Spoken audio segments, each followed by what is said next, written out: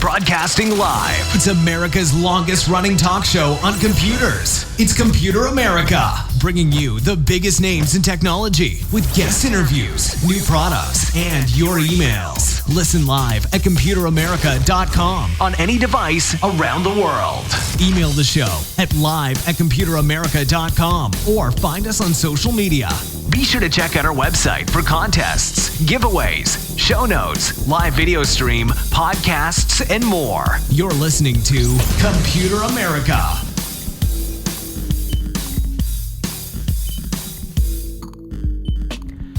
Hello and welcome into the Computer America Show. We are the nation's longest running, nationally syndicated radio talk show on computers and technology. Thank you for joining us. I'm your host, Ben Crossman, and everyone out there, I hope that you're having a great day. And if you're not, don't worry, we will have you covered as we do an entire show dedicated to computer and technology news. And ladies and gentlemen, we have a lot of different stories. And hey, hopefully, some of these will intrigue you, entertain you, inform you. That is probably the best thing we are known for, is informing you, keeping you up to date, and things like that. So, of course, hey, check that out. Now, with that being said, everyone, I want to direct your attention real quickly to computeramerica.com. That's where you'll find everything, including the show notes. It will have past shows, future shows, the video archive, links to everywhere. If you are listening to us on IRN, thank you so much. But if you're not, hey, there are other places to tune in. Wherever podcasts are heard, search Computer America. And in the meantime, check out our website. So all that and more at computeramerica.com. So why don't we go ahead and just get things started, because we have a ton of different... and actually, I take it back. I should probably start mentioning, I'll mention it today and then all next week. Due to some personal matters I must attend to, I will actually not be in the studio for the week of, let me get this perfectly clear, the week of, I believe it's like the 16th through the 20th. I will triple check and I will let everyone know by Monday, but the 16th through the 20th, I should be back, and of course Computer America should be back on the 23rd. But the 16th through the 20th, we will be having best of Computer Americas, and hey, sorry to do that to you, but that's just the way it kind of has to go. But Computer America, again, will be back, but the 16th through the 20th, we will be playing best of shows. So just a heads up, we will let you know all next week, and just so we don't keep you or catch you off guard. Now, let's go ahead and start with computer and technology news. And how about we go ahead and play the jingle? So here we go.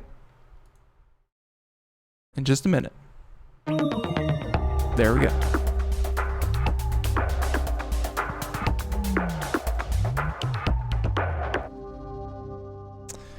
So, lots and lots of different articles. Let's go ahead and start off with probably, a story of the day.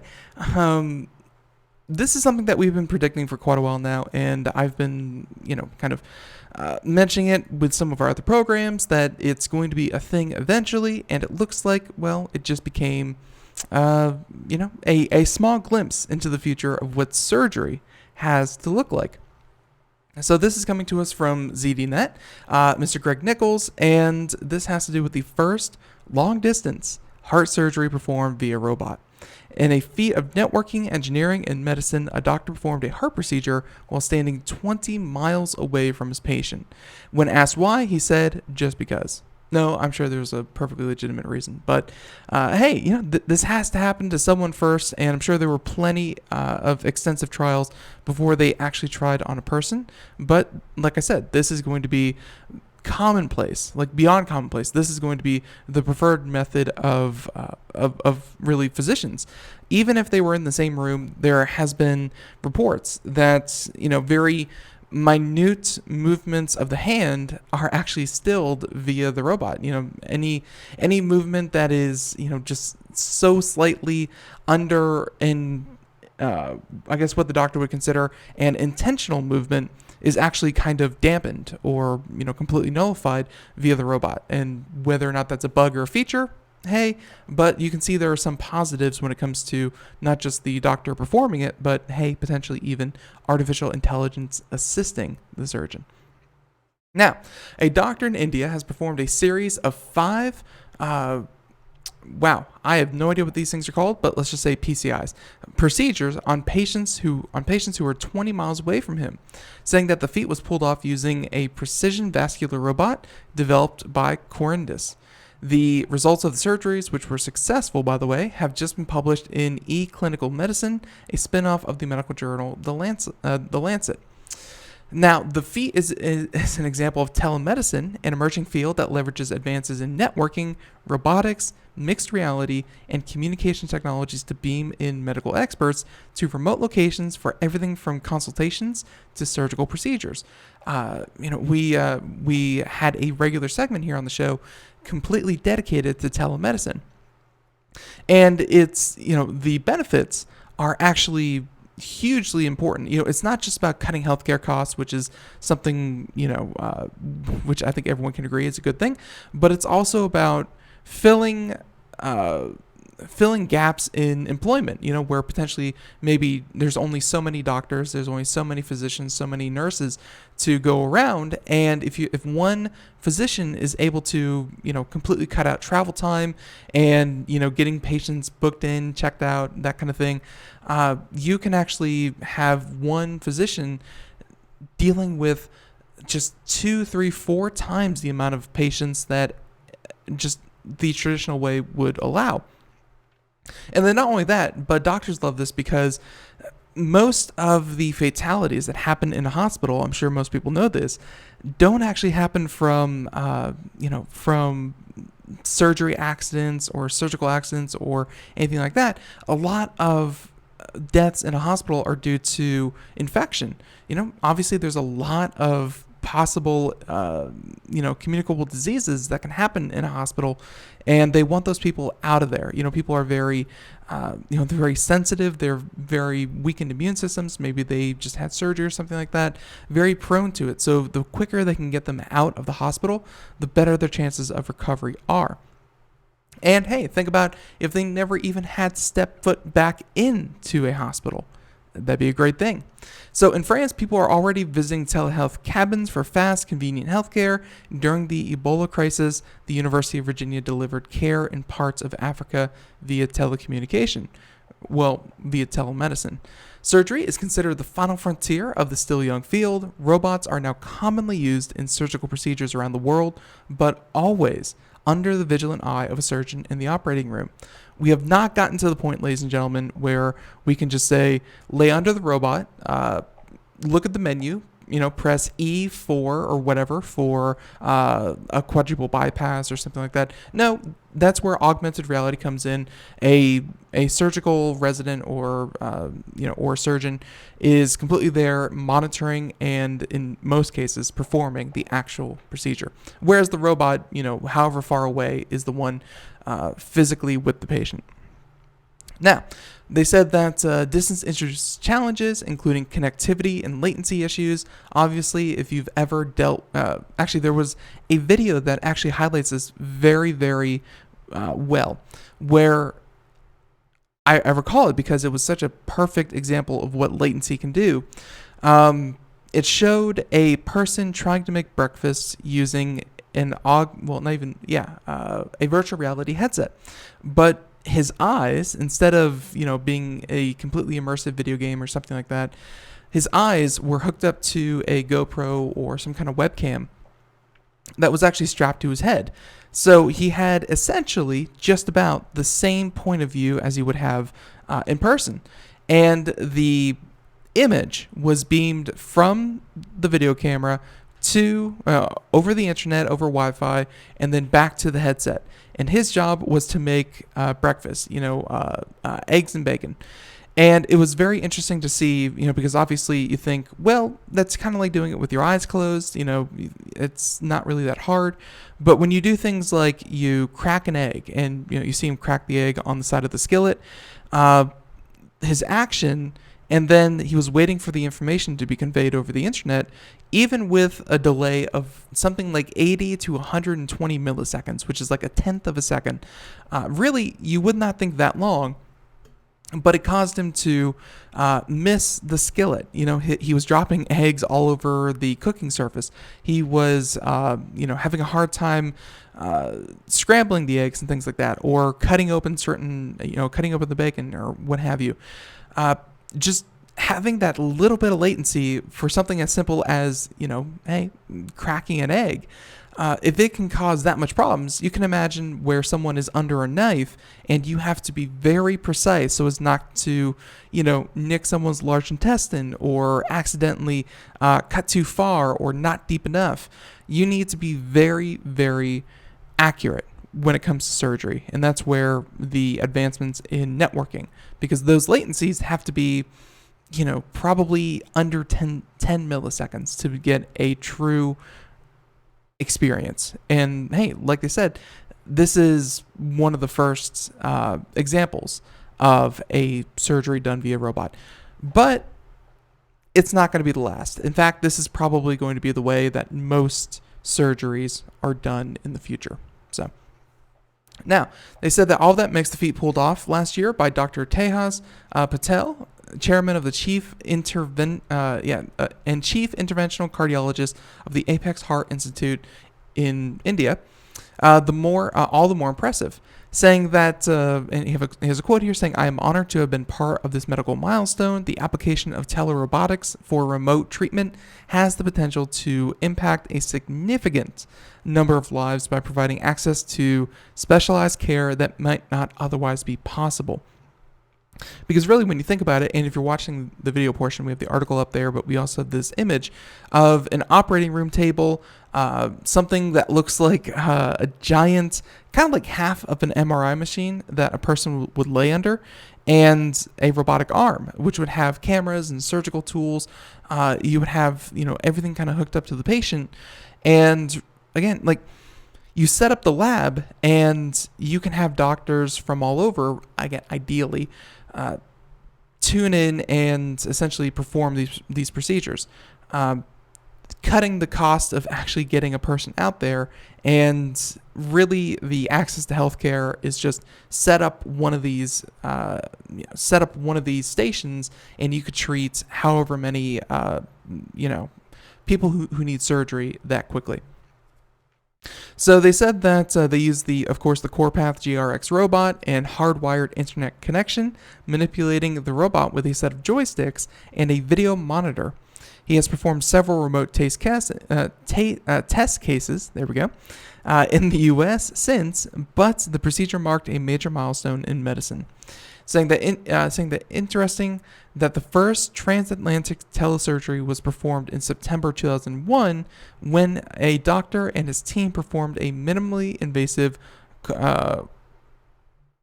that's not a colonoscopy, thank goodness, on a 60-year-old female patient in eastern France, saying that transatlantic feat was dubbed Operation Lindbergh.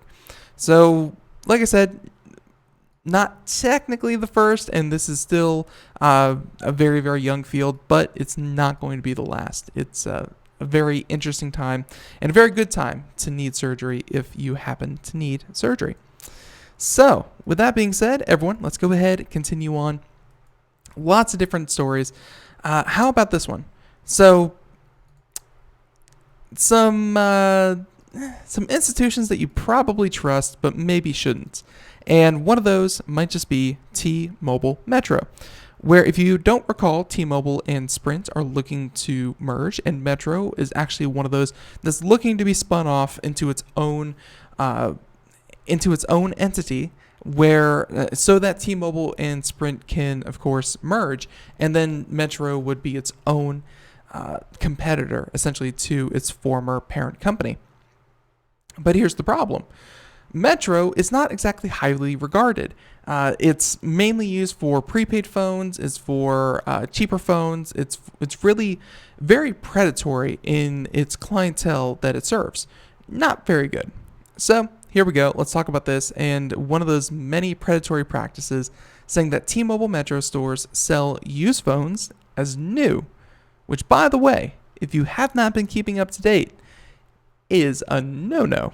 You don't lie to people and sell them really fake new stuff, although it's used stuff as new. And of course, they charge them fake taxes as well, because if you've ever seen the breakdown, there are tons of different taxes that, looks like in some cases weren't even true. So let's check this out. Saying that the New York City government, and by the way, New York City and California, those two entities are doing more for regulation in the tech sector than the federal government and really most, if not all, other states and states and counties in the country. It's really impressive what New York and California have been able to really hold tech companies accountable for. So, with that being said, let's go ahead and get started. The New York City government sued T-Mobile yesterday, alleging that its Metro stores routinely use abusive sales tactics, such as selling used phones as if they are new and charging customers for services that they didn't order. We've seen that from everything from phone companies to software companies to mortgage companies and banking as well. A very, very common tactic when it comes to sales is, hey, if you're trying to make a sale, why not upsell? And even if they don't need it, still upsell them anyways. Saying that abusive sales tactics are rampant in Metro stores, and that is, again, according to the New York City complaint. At least several dozen have sold used phones to consumers as though they were new, charged consumers for fake taxes and unwanted services, or enrolled consumers in expensive financing plans without their consent. This is actually sounding a lot like the banking scandal that happened a little while ago, but hey. T-Mobile Metro's division offers prepaid services over the T-Mobile wireless network and branded as Metro by T-Mobile. It was known as Metro PCS until the 2018 rebranding. T-Mobile has stressed that Metro and itself are one and the same, announcing that Metro by T-Mobile is T-Mobile. But of course, like I said, T-Mobile is much like Verizon or AT&T or Sprint, where most of their money comes from, not prepaid phones, but rather, the latest iPhone or the latest Samsung or, the latest whatever LG phone. It's those kinds of contracts that they're looking for, but this is something obviously serving a clientele who can't really afford that. So, again, probably one of the more vulnerable of the, of the people. So let's go ahead and say that the abuses do not end at the store, saying that the Metro website, which is owned by T-Mobile and emblazoned with the Metro by T-Mobile logo, deceives consumers about its stingy return policy, saying that it advertises a 30-day guarantee. Pretty standard, that seems okay. On all Metro cell phone purchases, but the fine print reveals that returns or exchanges are only available for a small subcategory of transactions and only within 7 days of purchases. It's not so much that, it's 7 days. That's not really so much the problem. The problem comes when you lie or deceive. That seems to be where we're at. The quote continues, again from the complaint, this illegal activity is pervasive, spanning 56 different locations across 5 boroughs of New York City, and includes both authorized dealers and stores directly operated by T-Mobile subsidiary, Metro PCS New York. The deception costs consumers considerably. For example, of the 21 phones that the DCA, which is the New York City Department of Consumer Affairs, identified as used, Most were iPhones and cost several hundreds of dollars each. So, of course, they identified 21 phones, but that does not include the full extent of what they were doing. There you go. They mentioned that they have thousands of violations, saying that T-Mobile, Metro PCS, and various owners of the Metro stores, saying that they have thousands of violations and violated the city's consumer protection law, as I said, thousands of times. The city's lawsuit seeks forfeiture of revenue in order to create a restitution fund to compensate New Yorkers scammed at the Metro stores. Companies that blatantly scam New Yorkers must be held accountable. That coming from the mayor, Bill de Blasio. We are doing everything in our power to make sure that T-Mobile ends these deceptive practices and that consumers who are taken advantage of get the restitution that they are owed. So the article goes on for a bit. Not going to be able to, or not really willing to get through all of it. But let's go ahead and say that they go over a couple of other points, saying that used phones which were sold as new, they deceived consumers about things that were basic as the actual price of the phone to things as complicated as the terms of financing. Saying that one instance in January 2019, a consumer, who they have the name listed here, tried to buy a phone that was advertised for $600, but the Metro store allegedly enrolled her in a lease agreement in which she'd have to pay $2,191 in monthly installments of $200. Think about that. You go in thinking you're going to buy a phone for $600, which is already you're spending, that's a good chunk of change. Like that gets you a very, very good phone. $600, that's what you're looking to spend, but then you walk out of there with a monthly installment of $200 for probably about a year. Yeah, that looks to be about right. About a year, which again comes out to about $2,100. That's just crazy. They're saying that they did not show her the contract, appears to have e-signed it in her name, and did not tell her that she would be leasing the phone rather than buying it outright. New York City said it found 8 other instances in which Metro stores simply lied to consumers about down payments or required monthly payments. And that's really the thing, because I'm sure that there are a number of people out there listening who can say, well, they should have read the contract, or they should have known better. Consumer protections are there for a reason. And when these T-Mobile stores are out there straight up lying or, signing people up without even asking them, that's exactly why you have that segment of your government, kind of at your back. Let's see. So the other one was, of course, the 30 days as opposed to 7 days, which it really was. The return policy is also so restrictive that it bars returns from consumers who bought the phone for an existing line of service or who have warranty issues which are not defined. So essentially, they're leaving it open to interpretation, but the interpretation is always going to be there to refuse the return. A Metro store charged one customer what it calls sales tax, but the taxes went far beyond the sales tax rate, and it is unclear how they were calculated. So essentially, they just pulled a number out of their you-know-what.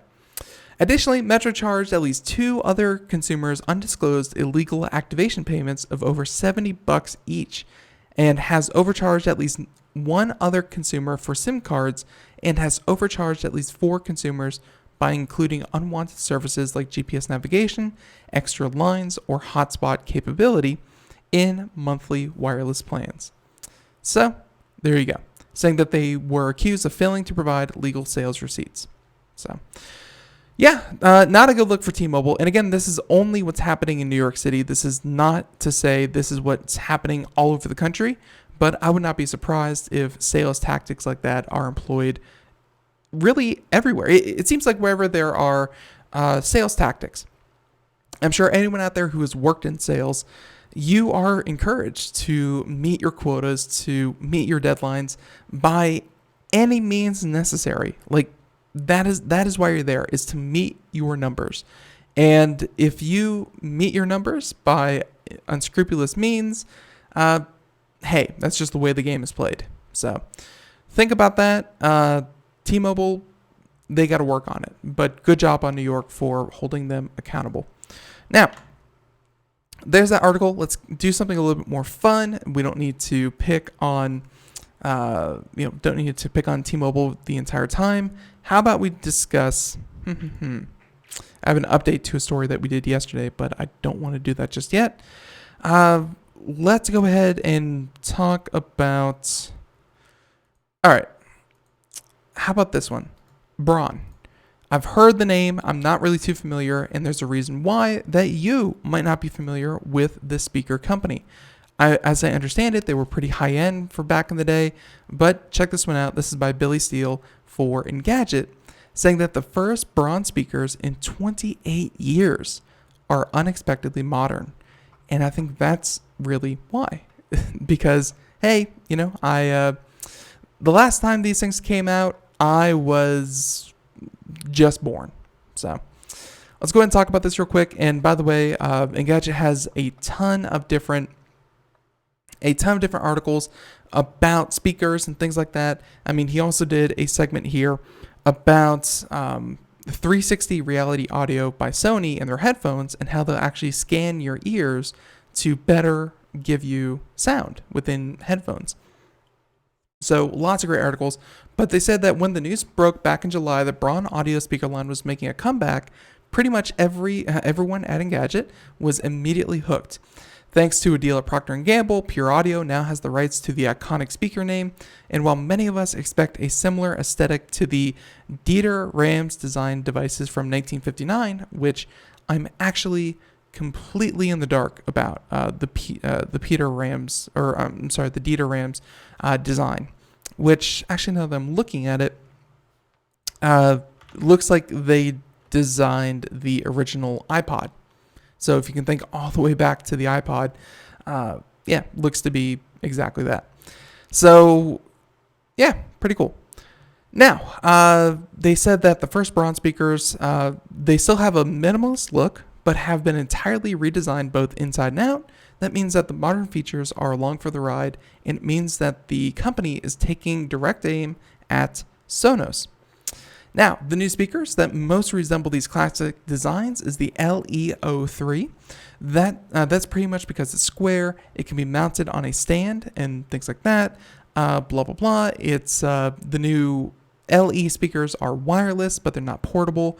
They have Bluetooth 4.2, AAC, and Wi-Fi are both on board. Let's see. So, of course, you can connect to these things wirelessly. They have a Chromecast built in and Spotify Connect to beam music, podcast, and more to each of the speakers. So, voice control is also a thing. Let's see. What else is interesting about these things? The main difference between the three units is size and power. Each one comes, anywhere from 5 inches up to 8 inches, and 32-bit ARM core digital signal processor, blah, blah, blah. Essentially, these things are going to have pretty good sound. Now, the cost. If you want to check these things out yourself, you can see there, they're going to cost about $1,200 for the top of the line, $800 for mid-range, and of course, for the smaller, low end, you're looking at about $380, whereas the Sonos One is about $200. And so these things are actually coming in a couple $100 above their competitors. It's just, I kind of feel like this is one of those things that, where a company gets the rights to a brand name from yesteryear, and I'm going to say Braun was one of those, and they're hoping that they can cash in and, kind of come in a little bit higher there from their competitors, use the brand name to justify it, and still sell a pretty darn good speaker. But overall, it's I don't know, maybe Sonos still has it over these guys. So be careful there. All right, so that one was not as fun because I kind of gave a warning at the end. How about we talk about okay, so just real quick, an update. I don't think we are going to continue this one on the other side of the break, but yesterday, if you were listening to the program, we had this story about about Verizon's 5G network and how they were going to install it in stadiums. And we listed off like the 13 or 16 different stadiums that were going to get this. And I had some warnings that this was how we're going to see 5G, kind of rolled out in stadiums. And that makes perfect sense, because you have a lot of people, you have a lot of data, people want to take pictures, they want to connect to social media, they want to, really capture the game as much as they can, as fast as they can. So 5G services a lot of people in a tightly packed area. Perfect. Here's the thing though. The in-stadium 5G from Verizon isn't powerful enough or good enough to cover the entire NFL stadium. So I take that back. We're going to pick up the story on the other side of the break. Everyone stay tuned. Everyone, hey, hope you're having a great day and you're having a great Friday. Let's go ahead and continue on after the break. Computer America, computer and technology news. Stay tuned. We'll be right back.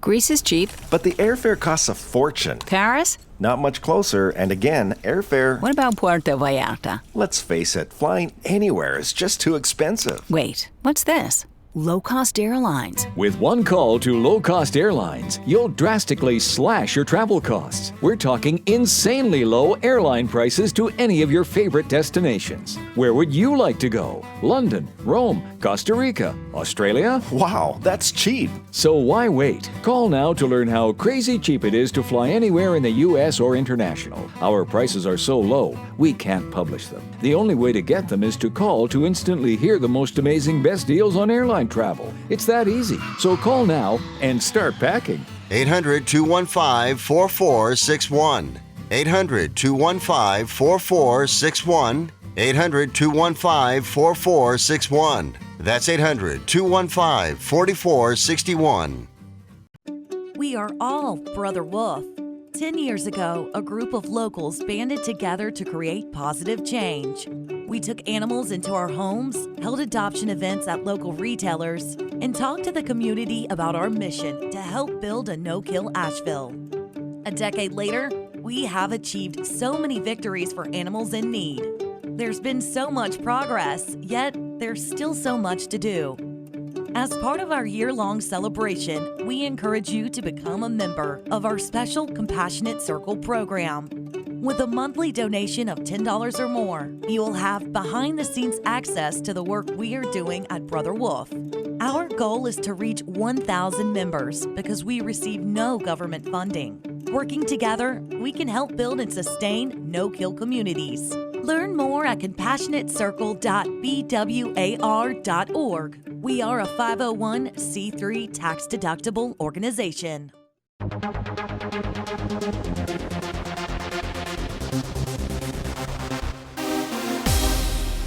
Welcome back to the Computer America Show. It is 32 minutes past the hour as we continue on here. And everyone, thank you for joining us. We're doing computer and technology news. If you missed any part of today's show, check us out wherever podcasts are heard. Be that Apple Podcasts, be that iHeartRadio, be that, others. Yeah, of course, the Google Play Store, things like that. Check us out, and hey, you can time shift us. But if you're listening to us on IRN, thank you so much. And of course, everyone on the video portion, how you doing? Now, we were about to get into the story about Verizon and the 5G. And yesterday, just kind of again as an update, I was kind of mentioning that, this was a good implementation of 5G. And obviously, with so many people, it's going to be essentially the most bang for your buck when it comes to these 5G antennas, because they just don't service as much area.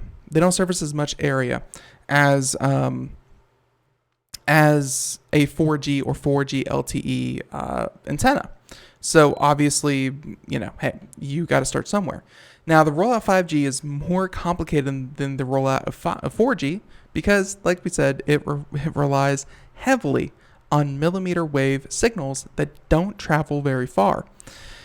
How far? Well, it looks like whatever they were planning on doing with the NFL stadiums, turns out they actually won't have 5G coverage outside the seating areas, and that's something that Verizon has acknowledged. They said that the coverage varies by stadium, but provides no specifics on how widespread the coverage is. And hey, that could even mean that within a particular stadium, some of those seated actually won't be able to get the 5G signal. So obviously, this is something that you're going to hear a lot about in advertising. You're going to hear, Verizon and AT&T, they're going to announce that the NFL stadiums are going to have all this 5G. Come out, check it out. They're going to brag about it. But think about it. In some cases, hey, you just won't be able to get it if your seats are. I'm hoping that they don't just segregate it by, if you have the cheap seats, you won't get 5G. But who knows? Like I said, it's the 5G is going to be a very slow rollout. Like, they're going to put it in some very high-profile places. Think like Times Square, think like stadiums, think like amusement parks. But overall, the actual rolling out of 5G in neighborhoods and cities and even suburbs, let alone rural areas, it's just not going to happen even within a year or two. It's going to be a long process. So there you go. Just a little update. It seemed too good to be true, and it looks like it kind of sort of was. Although they definitely are coming. Now, let's go ahead and talk about real quick. We have two stories here from Apple. And for those who don't know, we are going to cover it here on the program after the actual events of the day happen. But Apple is having a huge keynote on September 10th, I believe. So mark your calendars, and of course, the very show after it happens, we will be covering it here on Compute America. But check this one out. Apple's 2020 iPhones are reportedly getting an all-new design. Yeah, which, hey, when you're currently sitting on the notch, that could probably be a good thing, because the notch is not too sexy. Saying that we're still days away from the reveal of Apple's iPhone 11 lineup, but the rumors are already swirling about the company's 2020 phones, which are still a full year away.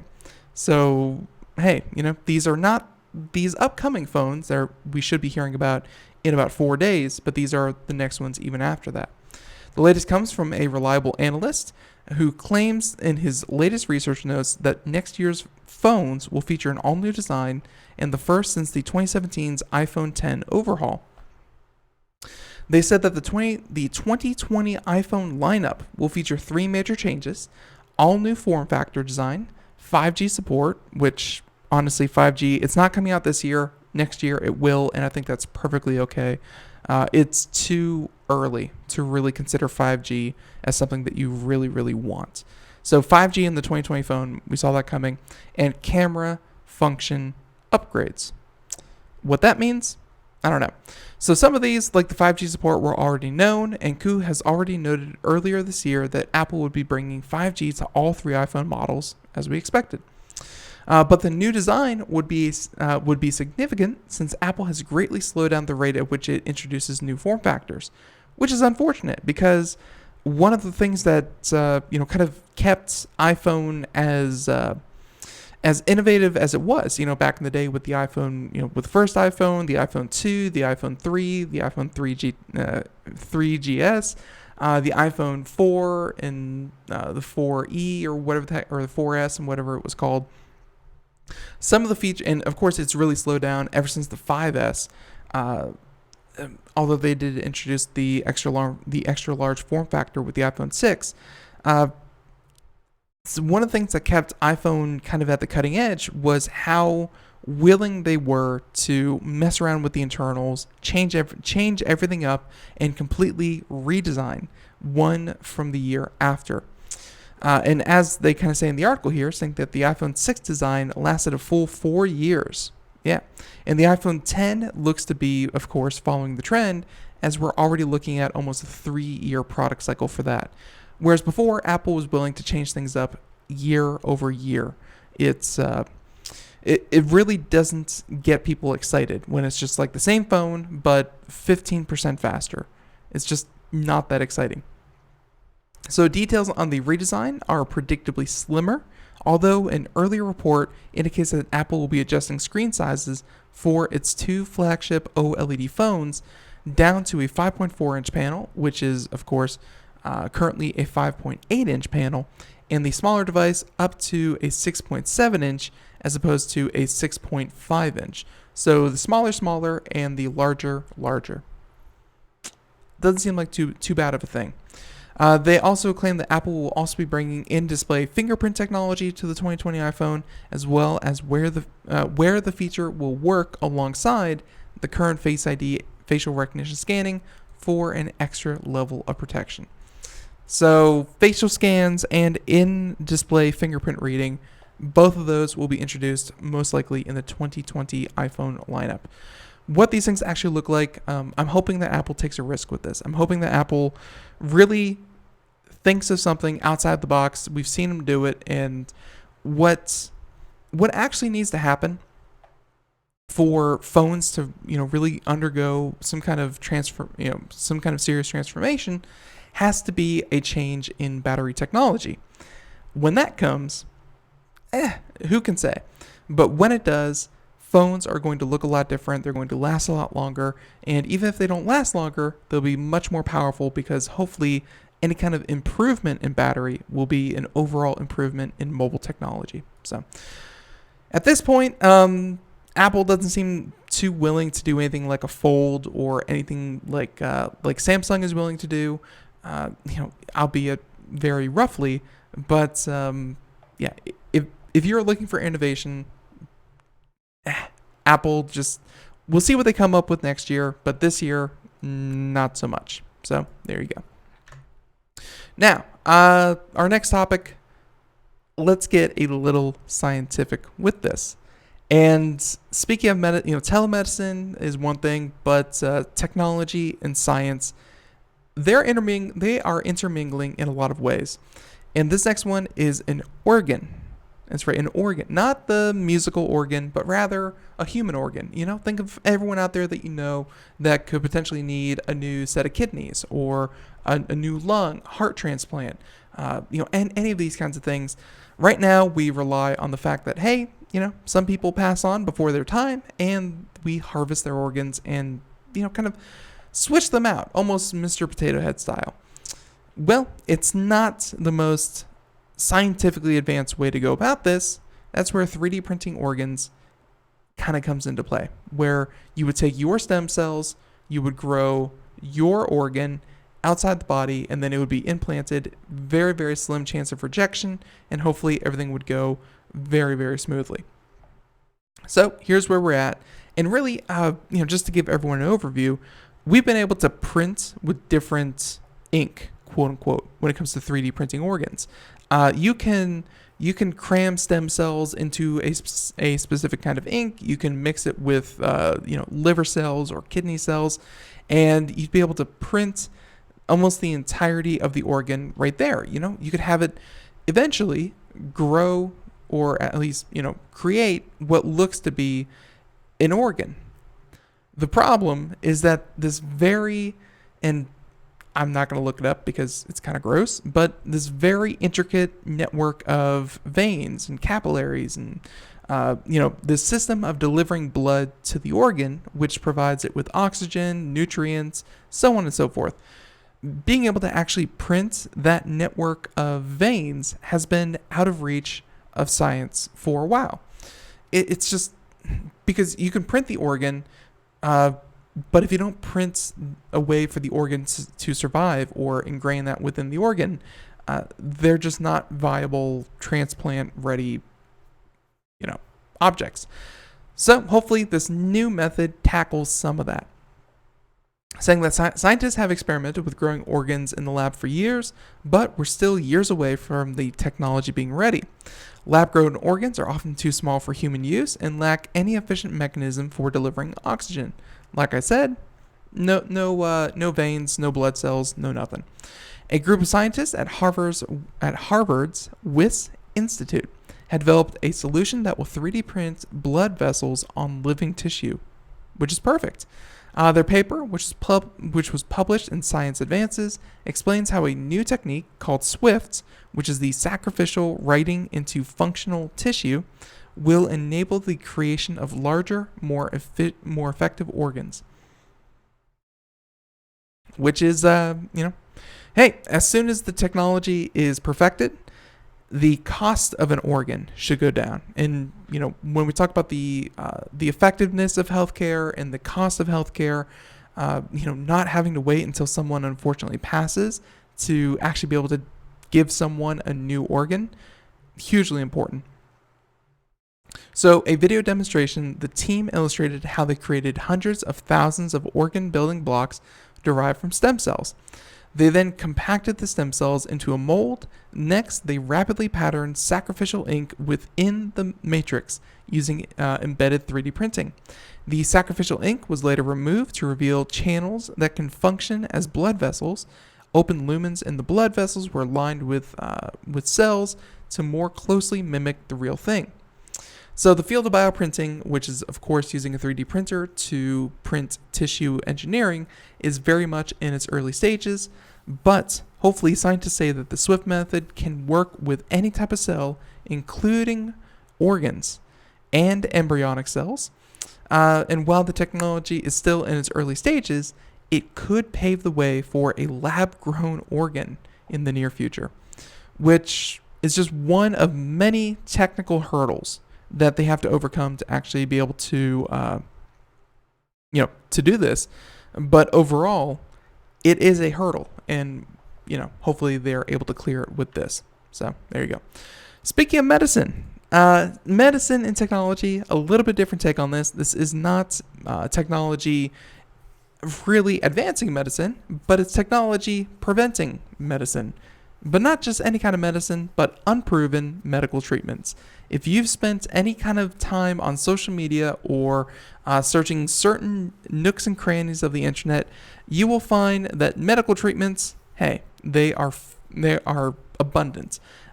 These armchair doctors will tell you that all you need is just a bit of chamomile, some honey, rub it on, a hen's egg, and rub the hen's egg on your forehead, and you'll be good to go. Whatever the pseudo-scientific treatment may be. This is where Google comes in. And just like with Facebook, how we are really asking Facebook to crack down on fake news, fake stories, proven disinformation, things like that. Looks like Google is taking a similar stance, saying that they're banning ads for unproven medical treatments. And in an attempt to remain trustworthy, Google will no longer allow ads for unproven or experimental medical techniques, saying that under the new healthcare and medicines policy, the company will prohibit advertising for treatments that lack biomedical or scientific basis, including most stem cell therapies and gene therapies. That should cut down on ads for things like young blood transfusion and vampire facials, which, if you've ever seen those vampire facials, I think it was the Kardashians. Gross. And while I don't claim to be an expert on the idea of facials and things like that, I don't think rubbing blood on you is supposed to actually do anything. In fact, it can actually be very dangerous. So don't do that. So according to the Washington Post, the change was made in response to the outcry over online marketing by stem cell clinics touting unapproved treatments for everything from joint pain to Alzheimer's, and at best, many of the clinics are a waste of money. And like I said, at worst, they can be extremely dangerous. Because if you think about it, if for some reason they were to inject, and I've actually heard about this before, instead of injecting stem cells, if they pull cells from anywhere else, if they inject even things like cells that were meant to become bones or kidney or skin tissue or any other kind of cell, and they inject that, let's say, into your neck, they can actually do a lot more harm. They can cause tumors, growths, they could paralyze you or worse. So even though stem cell seems like it's this miracle cure, it doesn't mean that everyone out there is qualified to actually do it.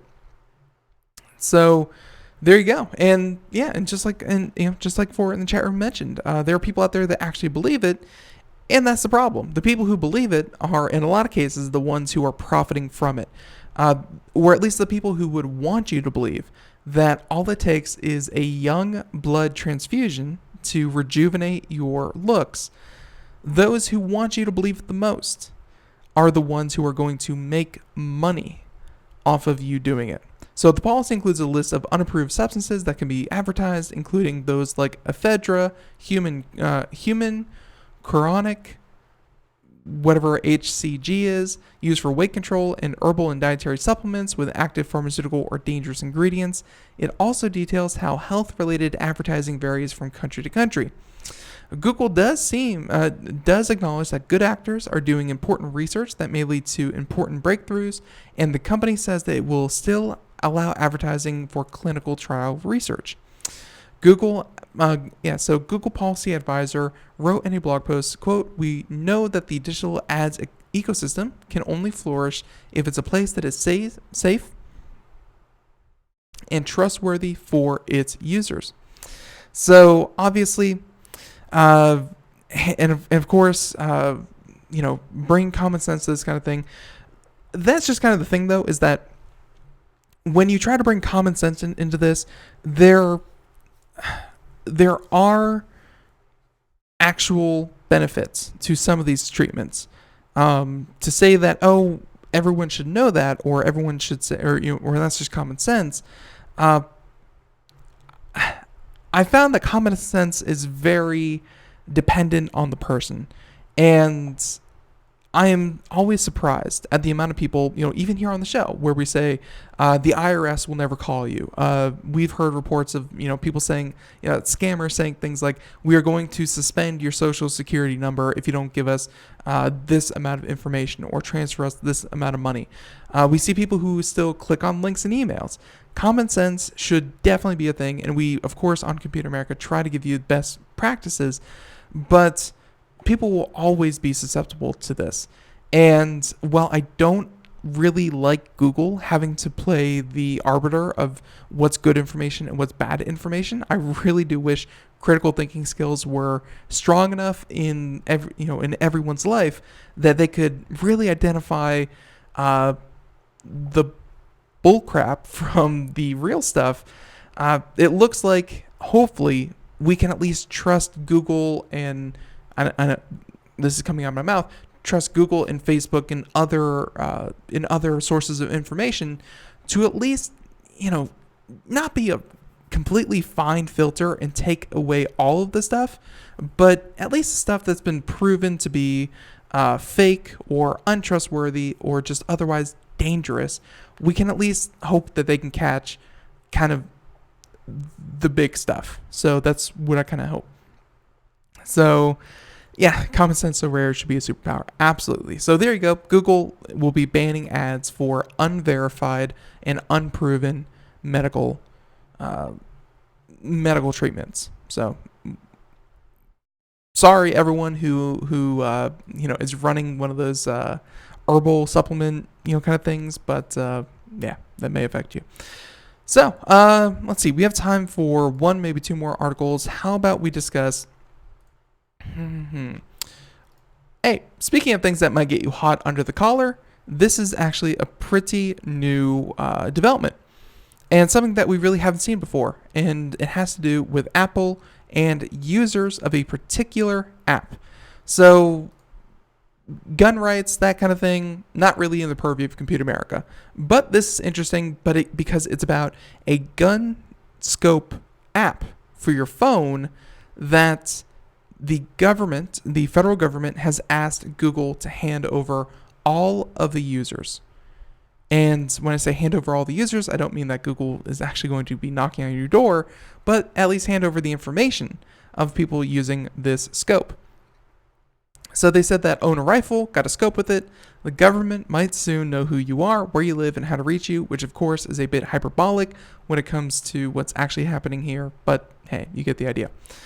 This is by Thomas Brewster, and this is by Forbes, saying that that's because Apple and Google have been ordered by the U.S. government to hand over the names, phone numbers, and other identifying data of at least 10,000 different users of a single gun scope app, saying it's an unprecedented move. Never before has a case been disclosed in which American investigators demanded personal data of a user of a single app from Apple or Google. And never has an order been made public which the feds have asked Silicon Valley giants for info on so many thousands of people in one go. And really, I can't speak much for Google, although I think Google has pushed back on some of these subpoenas. I know that Apple has definitely pushed back against the federal government for handing over, personal information. Not all personal information, like anything that Apple owns, and that's anything, just a heads up, anything that Apple holds for you on their Apple iCloud or their Apple Cloud. I don't think they call it the iCloud anymore, but the Apple Cloud, Apple will hand that over, with just a simple court order or simple subpoena. Apple will hand it over gladly, but Apple will not help the feds break into a private user's phone and take the data from that phone. So Apple at least does have some sort of line. I don't think this crosses that, but I just wanted to say that tech companies don't always follow the federal government's orders to a T. They do have some kind of pushback. But this one here looks to be a bit different. Saying this was filed by the Department of Justice on September 5th, so just yesterday. And they want information on the users of Obsidian 4, which is a tool used to control rifle scopes made by night vision specialist American Technologies Network Corp. The app allows gun owners to get a live stream, take video, and calibrate their gun scope from an Android or iPhone device. And according to Google Play page for Obsidian 4, it has more than 10,000 downloads, which isn't the most. We see other apps get tens of millions or, hundreds of millions. But 10,000, and of course, a very specific type of app. Like, this isn't just video games or banking or fitness or things like that. No, this is particularly targeting those who download an app associated with firearms. So, and of course, let's see. So it sounds like a violation of the Fourth Amendment. Fourth Amendment, of course, is it's illegal to just kind of search anyone kind of willing, makes it illegal for search and seizure. So unless these 10,000 users have actually done something wrong, why does the federal government actually need their addresses, their names, their phone numbers, their contact information? Why the heck do they need this kind of thing? So obviously the article starts off by saying, if Apple and Google decide to hand over the information, it could include data of thousands of people who have nothing to do with crimes being investigated. And which is actually where I think this is going to go eventually, because this could set a very bad precedent for the App Store. Because today it's for 10,000 users of a particular gun scope app. What happens when they want everyone who uses a different app that is much more ubiquitous, such as any kind of mail service app, Gmail, things like that? I think that Apple and Google are going to want to push back on this very, very much. So they're saying that such orders need to be based on suspicion and be very particular. This is neither. Neither Apple nor Google had responded to a request for comment at the time of the publication, and of course the maker of the app scope didn't either. So again, the question is why? Why the data grab? Saying that ICE, so the Immigration and Customs Enforcement Department, is seeking information as part of a broad investigation into possible breaches of weapons export regulations. It's looking into illegal exports of the scope, though the company itself isn't under investigation according to the order. As part of that, investigators are looking for a quick way to find out where the app is in use, so that will likely indicate where the hardware has been shipped. Which, by the way, not a surefire way. There are things such as VPNs, which many people utilize. Just to say that the app is active in a particular location does not mean that the scope is attached to an illegal firearm that was illegally trafficked. This seems like, well, wouldn't our life be easy if we just had all of this data readily handed to us? That's not how investigations work. Like they said, they have to be particular. They have to be focused. You can't, because trust me, the federal government will find it so much easier to prosecute crimes if they had a camera installed in every house in America, if they had a microphone on every single person. But that's not what our government is kind of set up to do. Luckily. So this seems to be very, very overreaching. I'm looking forward to hearing what Google and Apple have to do, are going to do in response to this. If I had to take a guess, they're going to push back and say, we have no need or desire to expose our customers like this or our users like this. So obviously, big issue. Yes, like Fort and Chatham said, a very, very big issue, and we're looking forward to seeing how this resolves. Everyone, let's turn down the music just a little bit. Everyone, thank you so much for tuning in. Whether you're late, whether you're early, thank you so much. We had a great show, and hey, we'll be back Monday, 4 p.m. to 5 p.m. Eastern. We should be covering everything that's happening out there, although it might be Tuesday. Let me look at the calendar real quick. All right, yeah, so it's actually happening Tuesday. Monday, we'll have a different show planned. Tuesday, everything about the new Apple iPhones. We're going to cover that here. Everything that Apple will be announcing. And in the meantime, have a great day. Thank you. Catch you next time. Have a great weekend. Bye, everyone.